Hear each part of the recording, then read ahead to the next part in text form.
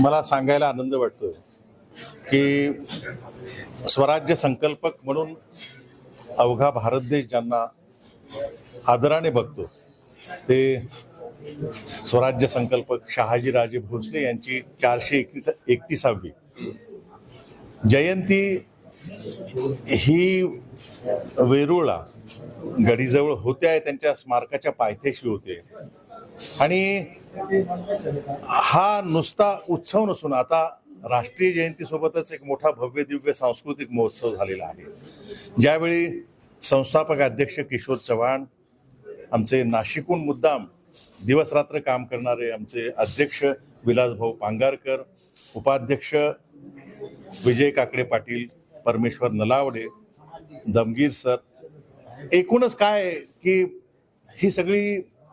जेव्हा सगळी संयोजन समितीचे अध्यक्ष आणि कार्याध्यक्ष भेटली, सांस्कृतिक महोत्सव करायचा आणि